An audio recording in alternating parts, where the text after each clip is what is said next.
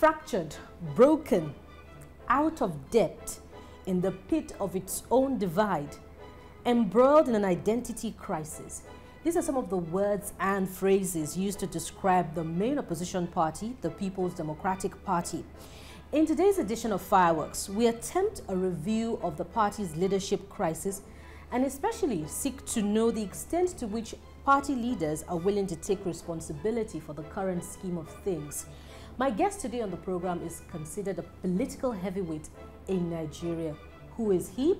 Let's take a short break during which you get an insight into who my guest is today on Fireworks. I am Bukola Samuel Wemimo. Welcome.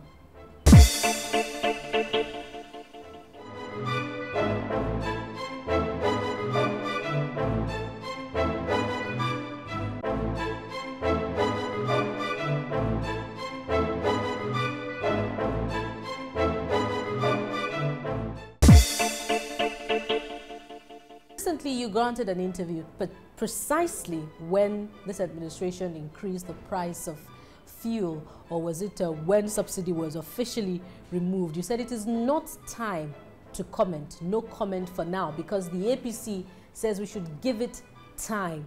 Now, it's been months since that increase, which brought untold hardship on Nigerians, which continues to bring hardship on Nigerians. What are your thoughts on this government's promise to bring about change, which Nigerians are yet to see? You know, why I wear two caps here? You know, you have association, professional associations, the legal association, medical association, even the labor union, the military too, we have our own. I say we come from the same professional background. It's with the president? Yeah, so I can advise to say, Oga, things are not working. I'm saying it not as a PDP heavyweight or low weight or lightweight or whatever. I'm saying it as a concerned, one, Nigerian, two, as coming from the same professional background. It was my Oga in the service. Now, so it's difficult to criticize your boss? It's not, no, at all. I am saying it very boldly, out of the box. All those who are conjuring figures and lying inside him, I am writing as a principal staff officer now and as a Nigerian, that from Sokoto to Calabar, from Borno to Lagos, from Jigawa to Delta, Oga should send out independent people to monitor the minds and hearts of Nigerians. There is hunger in the land. There is despondency in the land. Something has to give way. He has to overtly address these issues and bring back a better life to every home in the country. You're still being very kind, sir, considering the fact that even the president's friends, he was your boss, but even his friends, for instance, former Senator Junaid Mohammed is not very kind to the president, and he happens to be the president's friend. That's the style. Does this have anything to do with your wife being perhaps a part of this government? Your wife is the boss of the NDLEA. Has nothing to do with it. Absolutely nothing. He wasn't the one that appointed my wife, and if they say that the job is over today, she has a home to come to. All right, that has nothing to do with it. This is my style. You know, we are practicing a presidential system. You allow the new man, the first, like by the quarter, the third and fourth quarter of this year, politics will start. Allow them. They said they have even asked you, please give us time. We are giving them time while we are recording. But I'm just going round. It is getting bad, worse than we thought of. So wake him up. Wake them up. He's the executive president of the country. If although I'm not talking to APC, we will meet, because it's our scorecard to Nigerians that they will decide who will be. We must, first of all... Does he even have the energy to wake anybody up? Are you concerned, for instance, about your president's state of health at the moment? Naturally, every right-thinking Nigerian must be concerned about. Do you think the presidency is being honest with Nigerians, who they all send a responsibility to tell about how well or not their president is? Young lady, it is the duty of those who are managing the villa to give us that state of his health. It is necessary because he's the father of the nation. If your old man in your house is sick, you want to know the state of affairs. If they decided, okay, he's well, okay, he's well. If they say he is not well, okay, he's not well. So have they done well in doing that? No, I don't want, you see, I don't want to go through the mundane issues, the fundamentals. What is it that affects the people in every home? I have gone round since I came back. I just came back from Akure yesterday. The story in each state, the story in the north. I was in Abuja. I saw the way, whether you are north, east, west, everybody is complaining. And I said, look, I'm not going to go into this like pulling down thing. No. Oga, wake up. Sokoto, from Sokoto to Calabar, from Borno to Lagos, from Jigawa to Delta, there is hunger in the land. Chief, I understand that it's very difficult to criticize your own boss. Now, no, it's not. It has nothing to do with criticize. What I've said now. Your former boss. What I've said now, is it not an issue?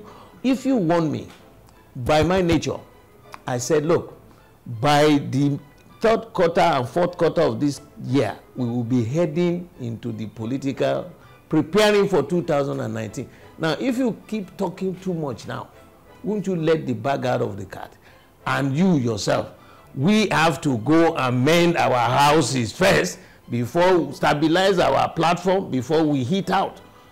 We still have some problems.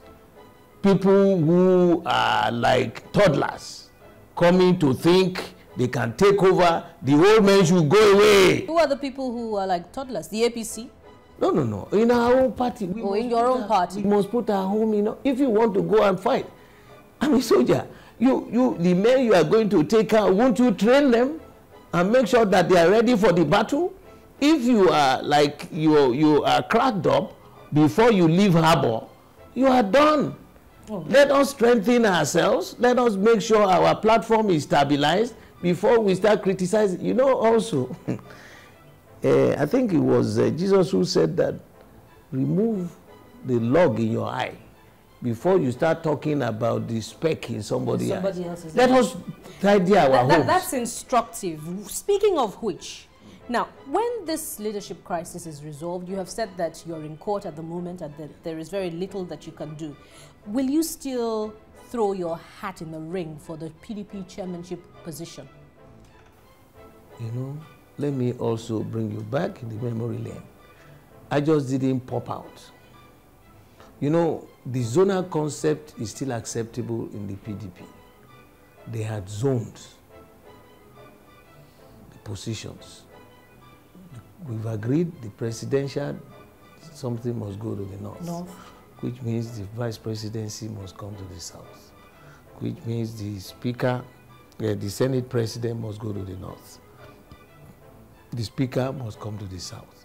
Secretary to government must go to the north. And the chairmanship of the party must come to the south. The beauty of that is this, so that you don't go there throwing stones and start fighting. Every zone should go home, go and look at your best shot and bring, right?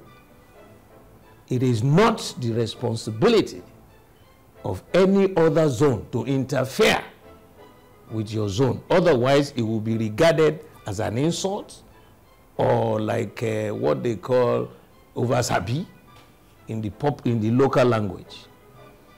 The Southwest, we met, and they said, there were Professor Adiniro, the other professor from Ibadan, I've forgotten his name. Those are the ones that came, they nominated, and they voted there. It was in